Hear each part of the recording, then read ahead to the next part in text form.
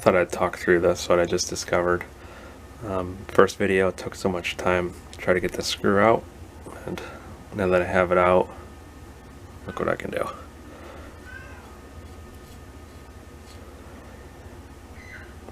So, I guess the head was what was rusted, probably the trigger guard. I really don't know. So, I mean, it was stuck somehow. It wasn't stuck by the threads, that's for sure. So, it's probably the head that was rusted. Certainly wasn't expecting that, but hey, now it's a matter of just replacing the screw.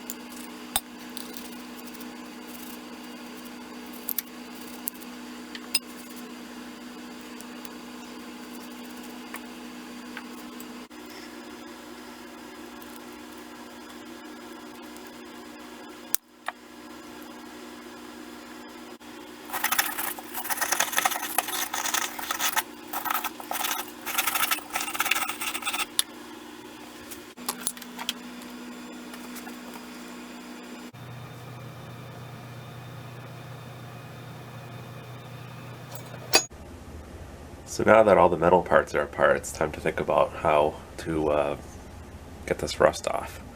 So I scraped most of it off with a brass and plastic brush, but we need to somehow neutralize so it doesn't get any worse. So a couple things you could do.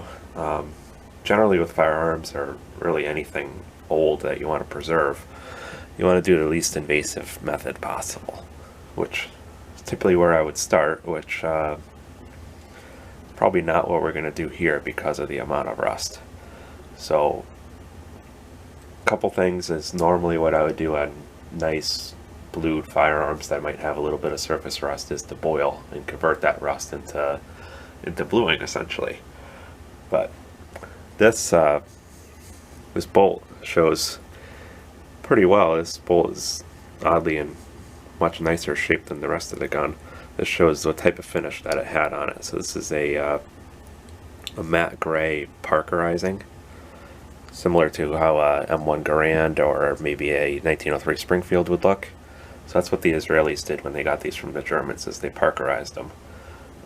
It's probably a little bit of hints right here. There's just this tiny area on the bottom of the rear sight base, and then on the barrel looking through the top of the rear sight base that was covered up by another part, so that's why it's retaining that original finish.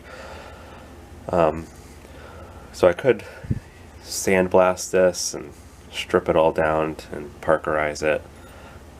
Maybe that's an option for a later day, but I think what I'll do right now is soak it in evaporust and just get all this nasty rust off. I've read a little bit that the evaporust, if you soak it long enough, it gives sort of its own protective coating. So try that. I've noticed parts take on like sort of a dull gray shine to them after. So that's what we'll do. And then once it's out of the evaporust, I'll soak it in oil, and hopefully that'll provide enough of a coating to stop any further decay essentially.